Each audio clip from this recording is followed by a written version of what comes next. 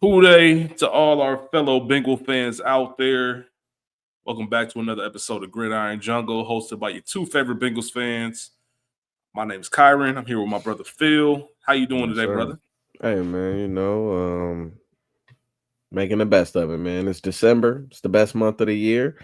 And we just happen to have to talk about the worst team of the year. So, here we are. North Yes, and South Pole. yes.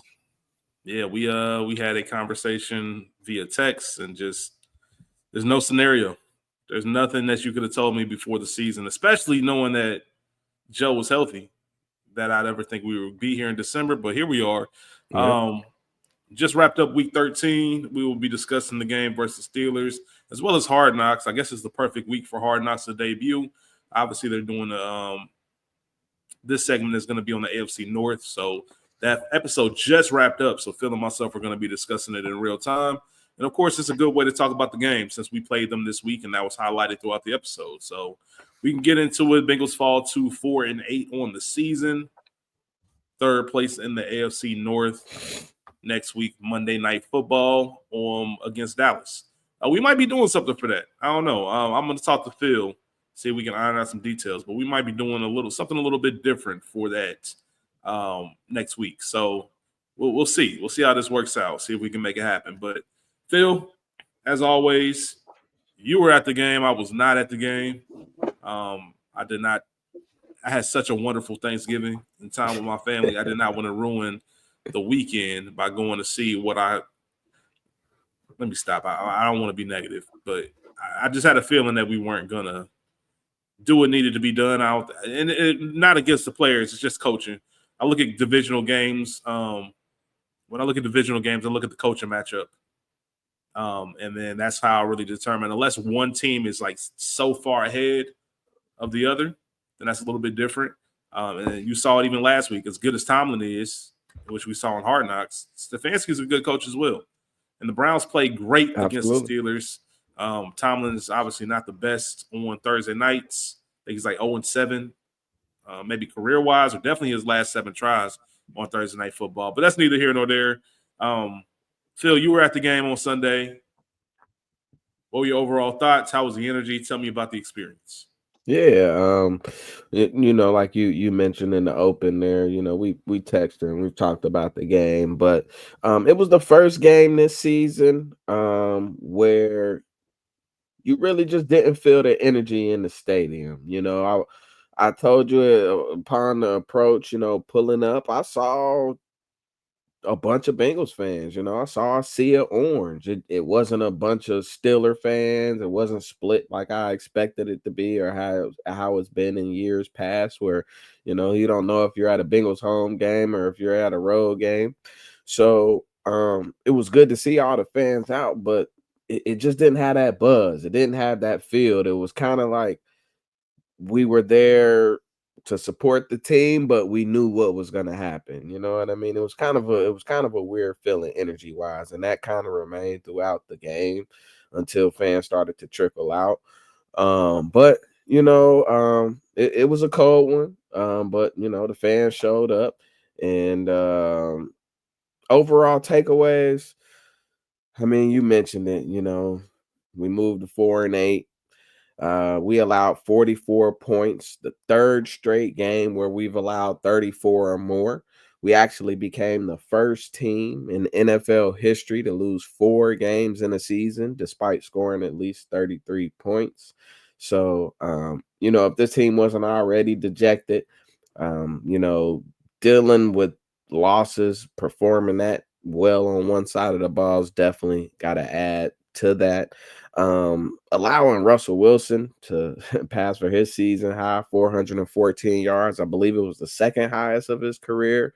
Yep. And you and I have talked at lengths over the past couple of seasons about how bad Russ has been. So to see Cooked. this resurgence, to see him cook us the way that we thought he was cooked is just really crazy. Because I mean, I'd even think back to those years when he was in Seattle at his peak, and we played those teams well. We beat those teams in shootouts and that sort of thing. 11 penalties for the Bengals, highest in the Zach Taylor era. I don't know. maybe he has lost the locker room. Maybe that's something we'll dive into later on as the season continues. And my last takeaway, the most frustrating takeaway, is that the Bengals fall to 0-6 in games decided by 6 points or less. So again, you talked about that coaching piece, and I don't know where else to point it other than coaching when you look at that stat. Yeah, man. When I was a sophomore in high school, I was a sophomore 2002, fall of 2002 into spring of 2003. That was my sophomore year. My freshman year. Phil's freshman year of high school. Since that time, the Bengals have won 4 home games against the Steelers. I'm a 37-year-old grown man who will be 38 next month in January. I will say that again. I was a sophomore in high school. Since I was a sophomore in high school, fall of 2002, to now, as a 37-year-old man, the Bengals have beat the Steelers 4 times at home. Yeah. That kind of I want to get to the main point of this, which obviously Zach Taylor hasn't been our coach for that long, and we'll weave in the Hard Knocks conversation. Your Mike Tomlins and your Steelers organization, your Eagles as far as an organization, what the Patriots were under someone like Belichick, what the Chiefs are right now under Andy Reid. Listen, the Chiefs have won an NFL record 14 games in a row by 1 score or less. Let y'all know right now, that's not by mistake. That's not an accident. That is a skill. That is a culture. That's why Mike Tomlin wins close games. That is something that's built within the culture. The Steelers have only had 3 head coaches in their entire existence. Because they get people in there. Phil, you mentioned earlier, I don't even know if we were recording when you talked about the Giants Hard Knocks. Oh, yeah. That was before recording. Yeah, talking about the Giants Hard Knocks. And you look at Joe Shane, and everything that they try to do, and it's almost laughable. They don't have any kind of system in place. There's nothing that says, this is who we are. We're bringing you in to fit what our identity is and our culture. Yeah. Zach Taylor doesn't call games like that.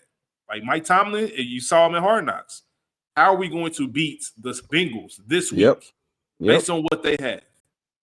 And it was beautiful to see, especially if you're a Steelers fan, but just as a fan of somebody who likes seeing things come to fruition, like actually put a game plan together. Yeah. And the things that you told your team, that's how you buy, that's how you get them invested. I told you all week what was going to happen, and it played out exactly how I said it. Yep. Like I told you needed to beat Zeus off this edge. You were going to make a big play in this game, and you did it. Yep. Like I said in the first half, or I said he had a conversation walking with Cam Hayward. Yep, walking. I told you guys all week, we got to stop Chase Brown. We got to stop the run. He has to know who you are if he doesn't know already. And he cooked him the first half. Yep. Talking to the locker room. One thing that's about Tomlin, and this goes into the whole culture conversation, and I'm not the first person to say this, so I'm not going to sit here and take credit, but there's not a lot of head coaches in the NFL. There's a lot of play callers. Yep. A lot of coordinators cosplaying as head coaches. But Mike Tomlin's a head coach. The most fascinating thing to me about the whole Hard Knocks episode was he was talking to everybody, multiple meetings. Yeah. He's meeting with the defensive coordinator, the offensive coordinator, the special teams coordinator. He's involved in everything that's going on. He's telling the team up front, my fault, Phil. He's telling the team up front and letting them know this is how this week is going to go. Mm-hmm. This is what the expectations are. This is what the matchups are going to look like. A whole 9. So there's no confusion about what page anybody's on. And like I said, most of the things he said, they came to fruition. And it's just insane to see it when you look at Zach Taylor, oh, gee, golly shucks. Yeah. Like, look at his expression if you watch a Hard Knocks episode when I think it was, I don't know if it was the TJ Watt strip sack. It might have been that. But the Watt strip, he's like, oh, no, fumble. Like, come on, bro. Like, that's not someone I would want to follow. That's not someone I want leading my organization or my program. Yeah. And, you talk about that preparation. Tomlin had a Joe Burrow plan. He had a Lamar Jackson playing. My favorite thing when you talked about those meetings that he had with the various coordinators and the players, when he was in there watching film with Minka Fitzpatrick, breaking Mm-hmm. down film, talking about tendencies, so he can empower him to go back and lead his unit. When he talked to Cam Hayward going to the locker room, like you said, empowering him to lead his unit. One, we don't have that leader in Zach Taylor. And two, we don't have those leaders in the locker room to, be that extension of the coach either. So there's definitely layers and levels to it. And that also falls on the front office, allowing those leaders to walk out of the room, out of the building. When you have those key players in place, when you have an all pro safety, when you have a defensive tackle that is a force multiplier that can, occupy two players at each and every play. When you have players that not only lead but play to the level to where others will follow them, you got to keep them in the locker room. Just like when you have a leader that's not the guy to get you over the hump, to get you to the next level, you have to move on. It was kind of like, I think about the Marvin Lewis situation. As much as I loved Marvin, he got us to a certain point and he just couldn't get us over that hump, and I think Zach did a similar thing, but he's to the point now where he's regressing, and it's really sad to see. You see other teams in the league move on from coaches maybe too fast, but at this point, Zach is who he is. And, like you said, that's not a guy I would want to follow. That's just not the guy that I want leading my team. And, I think in that first episode, you could see the difference between the cultures and between the culture. Yeah, absolutely. And I never take pride or joy in calling for someone's job or anything like that. But just like the rest of us, in whatever profession you do, you're held to a certain standard. If you don't meet that standard, you will be replaced. Think about Tony Dungy, man, who is a far better coach than Zach Taylor, and he just reached that. He took that Bucks team to a certain height, and that was as Yep. far as he could take them. Yep. Call it circumstance or whatever the case may be, but there's a certain thing. Sometimes just people in general, forget teams. People just need a new voice. They need a fresh change of scenery. We do it all the time as individuals as well. We might switch a job or switch a city or switch where we live just because I just need something new. It's that time. And I just feel like that's the case with Zach Taylor, man. I just feel like I don't see a scenario in how he elevates this team. Yeah. And it's not inspiring, and it's hard to come in when you play AFC North football, when you play in the cold, you put your body on the line every single week, and it's hard to come in and like just be fully invested. Now, let me scale it back some. I don't want to accuse any of the players of anything. They're professionals. They get paid. I don't think anybody's like dogging it, but I'm just saying mentally what it takes. A lot of athletes, when you hear them talk about getting near retirement, they always say the same thing. It's not about the season. It's about the preparation to get to the season. The Yep. stuff you got to put your body through to get ready to play. Mhm. That's when it becomes mentally taxing, right? It's not actually going out there and playing the games. It's all the other stuff, right? And it's hard to do that other stuff when you know you coming in and you have somebody leading you that's not going to take you to where your talents are. Like we talked about the 6 losses, 0-6 in the games decided by 6 points or less. I think the stat came out. I'm sure you have it written down somewhere, Phil. The rest of the NFL this year has only had one loss if their offense has scored 33 points or more.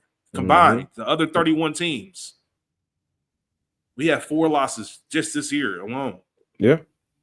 You know what I mean? I don't know what to do. I don't know where to go, but something's happening, Lou. You know what I mean? Like I said, there's nothing against them as them being professionals and nothing against them as not knowing football. I think it's more so about maybe Lou has reached his limit with the Bengals. Maybe Zach has reached his limit with the Bengals. That's what it comes down to, and it's okay. They need a new voice, obviously. This can't go on. I cannot imagine another season like this. There's no way.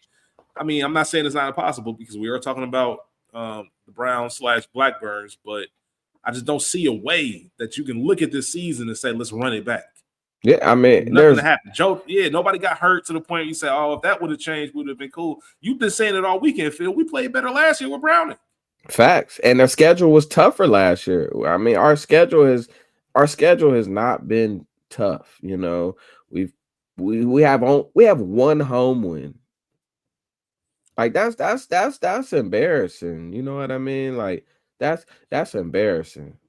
Yeah, and it's only embarrassing because we expect more. Like the team's better. That's why it's Yeah, for everybody absolutely. out there. Like I that's mean, why it's frustrating. yeah. I mean, when you have Joe Barrow playing at an MVP level, arguably, I saw this today. He's having, if you look at just EPA, he's on pace to have the best season that any quarterback in the AFC North has ever had, ever, ever.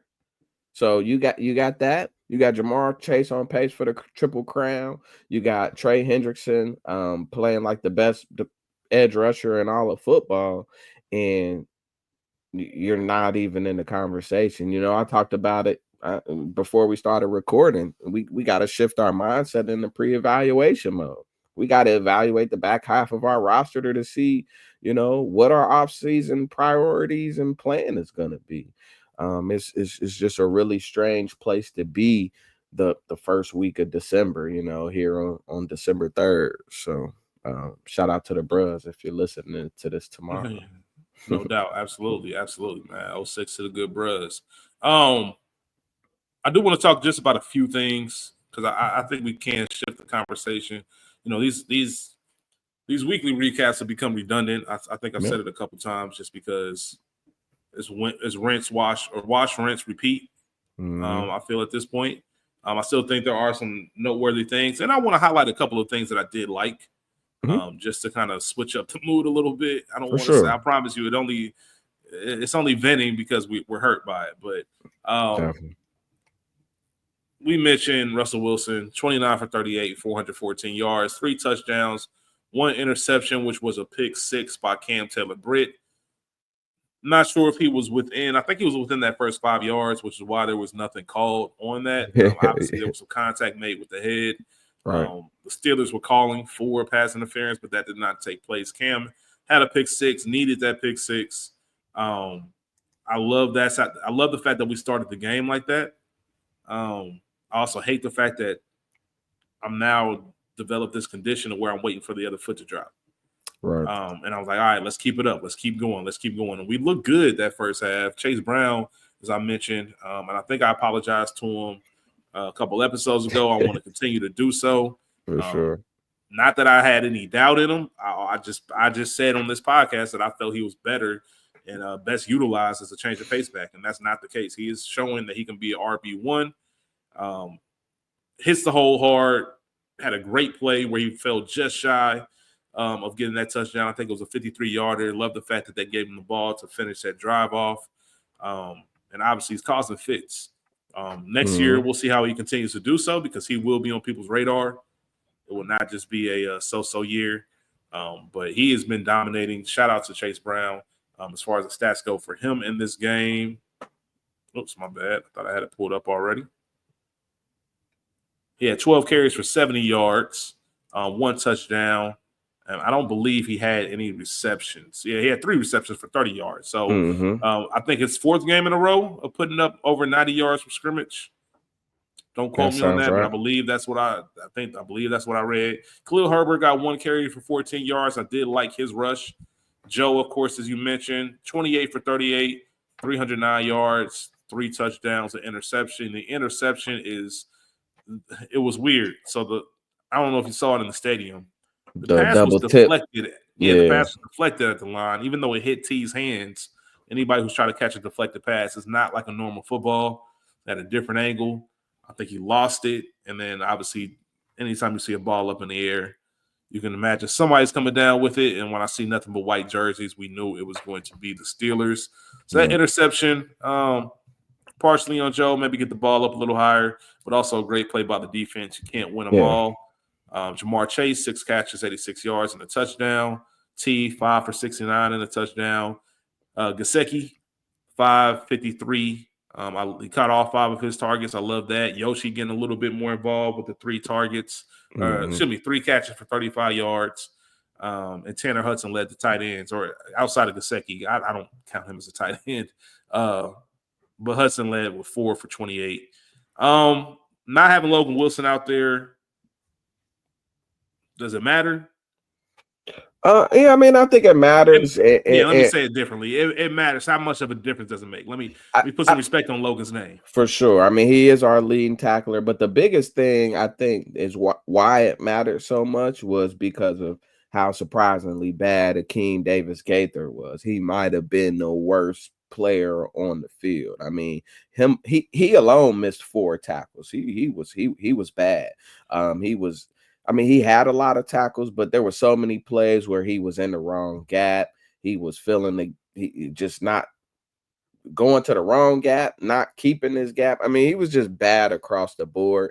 The only thing I thought he did well was rush, and that He looked like he didn't. played special teams. Yeah, that didn't lead to any sacks for him. I think he had 2 pressures.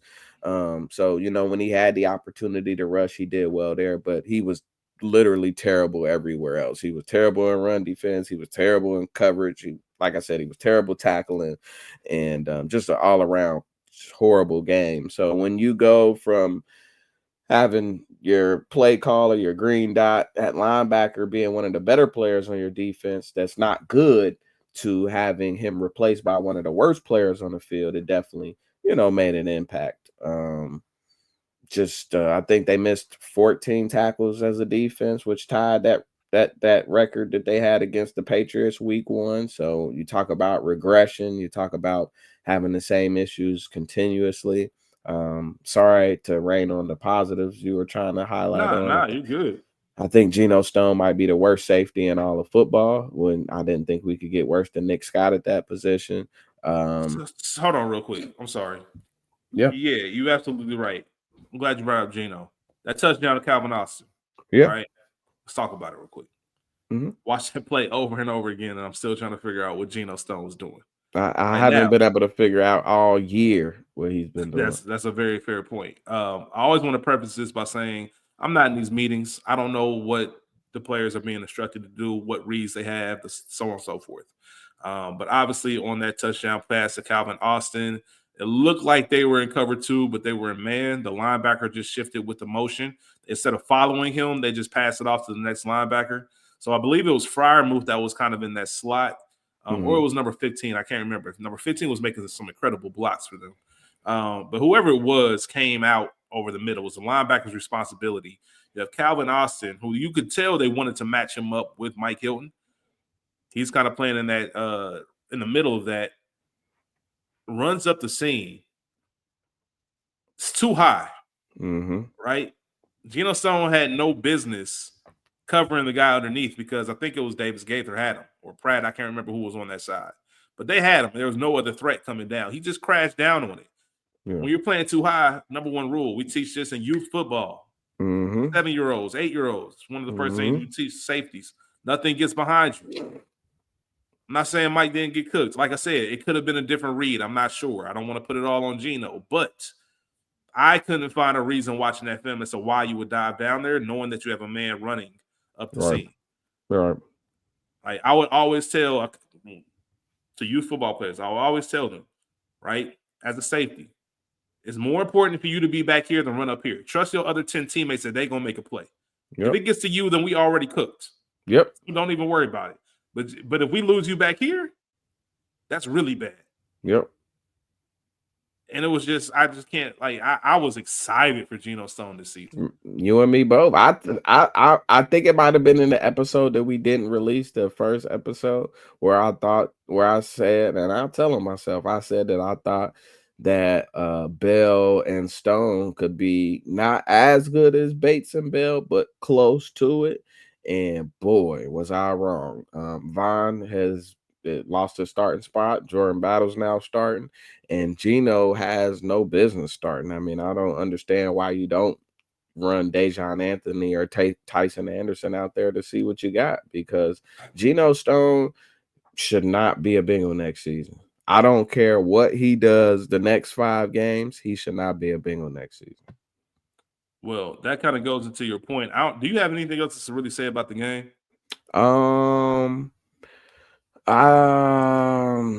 Let me find a positive. No, I don't. I'll be honest. Yeah, that's fair. And I think the Steelers set the tone from the opening kickoff. The way he hit him on the opening kickoff was just, we're here to play games. But you just mentioned Geno Stone, doesn't matter what he shows us. Talked about Battle getting the starting spot. And earlier you mentioned that let's change our mindset into 2025 because we're at that point, Yeah, you right? gotta evaluate your young guys on this team and see where you gotta improve. And I was just about to ask you. So is that what you're looking for in these next few weeks? Well, first of all, is Lou finishing the season with the Bengals?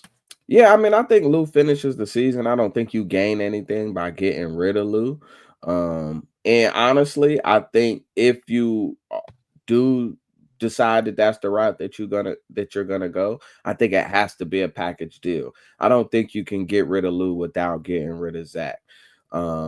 If you recall when Zach got hired in what was it 2019 now that was, 2019. um, but Lou was literally like DC option number 5, maybe. Nobody wanted to work with Zach. And 5 years later, I don't think there's a reputable DC that would want to work for Zach, especially given the way that he's trending. You could be setting yourself up for a one season audition, or I just don't see a way that you can upgrade from Lou. Like I genuinely like Lou. Lou wanted Bates and Bell. He never wanted Bell to leave. Lou wanted Reader back. There's a few other moves I could speak on as far as what Lou did and didn't. Lou never wanted DJ Turner, and the Bengals drafted him in the second round. So I mean, it's hard for me to. I mean, yeah, a lot of it has to do with Lou because you do have to get through to these guys. You have to develop these players, but if you look at the defensive draft picks that the Bengals have made, a lot of these guys have been reaches. There's a couple value picks here and there when you look at a Dax Hill and that sort of thing, but a lot of these guys were reaches. We traded up to get Cam Taylor-Britt, picked him early. DJ Turner, I think, went a little early. And like I said, I could go on and on, but I don't know. I definitely think Lou finishes the season, and like I said, I think it's hard to move on from Lou if you don't decide to move on from Zach. Because when I look at the coaches that are available out there, you know, I I can't see if the Bengals were to hire Zach, which I don't foresee happening as bad as I want it to happen. If the Bengals were to fire Zach, I don't even think that he would get an OC job. Like, and I'm being real. I know I'm well documented not ever liking Zach, but I just I don't even think he would get that. I look at the success Callahan that hire. he yeah. So I don't know, but I think you had a second part to that question, but I just got sidetracked, so I apologize. No, you good. No, I just wanted to talk about Lou, and then I wanted to talk about That's right. just these last 5 weeks. Now, I don't see anybody sitting. Mhm. I don't think there's any. I think people are really playing for things. I think Yeah. Jamar has interest in the Triple Crown. I think Joe Yeah. has interest in continuing his standout season. And But Joe as far as said the it, defense, you got to put good film out there. Whatever you put is forever, yeah, So and I'm a strong believer in how you finish a season can carry over. Right, I really do believe that. absolutely. If you're playing well, and maybe we can string some wins together, but I'm not sure. It's really to the point now where with Cooper Rush against Dallas, I'm still like, I we'll mean, see. Cooper Rush beat us last year, the year Yeah, he before beat last, us. when he filled That was in. last So year. No, 2 years ago. 2 years ago. He beat us 2 years ago. yep, Yeah, yep. down in Dallas. And that was a much better Bengals team. Even though that was part of our, we went to the. I think that's the year we went to the AFC Championship game and lost. Um, but that was part of the 0-2 starting the season Mm-hmm. trends. Um, Defensively, secondary wise, Mm-hmm. what do you want to see? Who do you want to see out there? Yeah, I want to Because continue Big, this. I man, want to Big got continue to a see Josh Newton. yeah. There were a couple big plays that he gave up, but I mean I thought he played well. There was a couple push offs that Pickens got off on him, which is it's gonna happen when you're playing a receiver that's savvy and that's that strong. But I do like what I see from him. I like his approach. I like his mentality. Could be an opportunity to have a really good pickup there. in the 5th round, I believe is where we got him. Outside of that, maybe see some DJ Ivy at safety. Dejon Anthony, like I said, Tyson Anderson, would love to see those guys. I don't really know that I don't think there's any other corners that I want to see. But Marco Wilson, who we picked up, maybe see what he's got. Might as well evaluate him. I've said it in our group chat and to you as well. I think we needed a minimum 2 corners next season and probably a some type of veteran, Eli Apple type, not saying Eli Apple, but that type of veteran that can be a, CB3-4 type deal. Because I don't know if the Bengals will give Mike Hilton the 3rd deal. We might be looking for 3 corners, so it's going to be interesting to see how we approach that. I don't think there's anybody else currently on our roster at corner that we really need to evaluate other than Fig down the stretch. So that's kind of where I am with that. The secondary is bad right now, real bad. Michael Jackson. No, down bad. Jermaine Pratt, man. Jermaine Pratt, from what I gathered, seemed like he lacked some accountability. Ooh, man. The man. defense. Yeah. And I don't like that. Man. I'm not a fan of that. Shout out to Jermaine, but that's part of what you talk about, Phil, when you talk about those leaders in the locker room, man. Nah, we played bad. That's cool. We're all watching the same thing. Like you can't sit there and look at me like that's how Eberflus talking about. I think we did everything right in that last drive on Thanksgiving. What? That drive cost you your job. Yeah, like how do you sit there and say that with a straight face like we've done? So that was wild. I hated not seeing part of that accountability. I bring up Jermaine Pratt in just the middle of that field, man, because teams have been picking us apart sitting in the zone in the middle of the field all season. And I'm wondering, man, do we need to look at faster linebackers? I don't know. I forget what GP's deal is. I don't know if this is his last year or next year's his last year. But, man, that's something that's been bothering me all season. Yeah, so last year he signed a 3-year, $20 million deal, $7 million guaranteed. So we've paid out the guaranteed monies. We do have a potential out this season where believe we could save about $5.5 million if we were to cut him. I think we'd end up paying like $2.3 million. So, definitely something to consider. But what's the alternative? We don't really have any linebacker in the waiting. Our linebacker 3 is Akeem Davis-Gaithers, who I talked about having such a horrible game. So can John Meta get after it, man?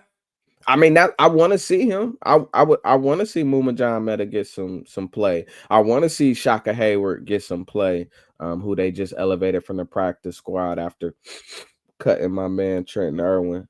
Sad about that one.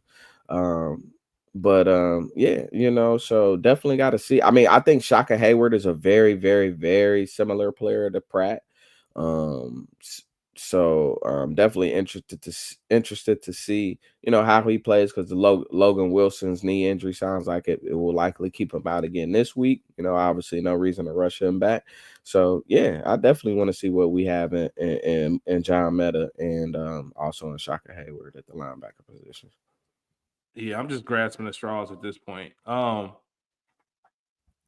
I even brought that up, man? Because I know we don't have anybody waiting, like you said. It's just more so, man. I'm just so tired of seeing that week in, week out. Yeah. What did you think about the Irwin news? It caught me off guard. Like I said, I was definitely saddened by it. I just really like him as a person and as a player. I had the opportunity to meet him and hang out with him once before, early when he got here. So really cool dude, really down to earth, super chill, and was Mr. Reliable for us. When Jamar was out, he filled in. When T was out, he filled in. When Tyler Boyd was out, he filled in.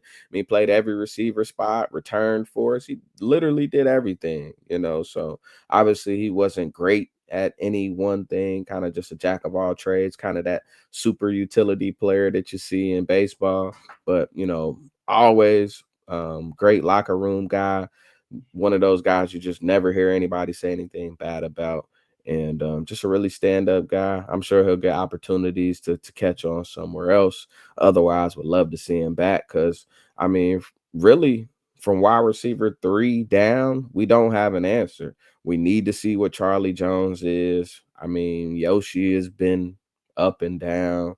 Burton still can't get on the field. So we Yeah, picked up Isaiah Williams to play the Burton role where he just comes in and just runs deep. So I really don't know what's going on. Really anywhere anymore. It's really hard to figure out. that whole thing just made me sad, man. I don't know Yeah. if I got anything else to say. Do you got Yeah. any comments on Hard Knocks? Anything that I know I mentioned about Yeah, the I thought thing it the was cameras there? I thought it was well put together. It was just really cool to see the way that they show each team and show them in the same aspect or the same session in practice, and just to kind of see the similarities and the variance there. But I think it just really showed how soft Zach is, which was, no surprise. And the one thing that really kind of irked me when they were talking about the Thanksgiving part, and he was like, "Oh, you had to remind me." Like, dude, just because you're busy doesn't mean that you're necessarily working hard or that you're working effectively. We can all be busy. I've seen people sit at their desk all day long and be busy and not get any work done. So that's my beef with Zach. I need to see some work get done. And I just, you could tell me each and every week in your press conference how hard the team is working and how hard you're working. But if I don't see the results, then it's hard for me to believe you because I'm not watching you put the work in. So that's my biggest takeaway.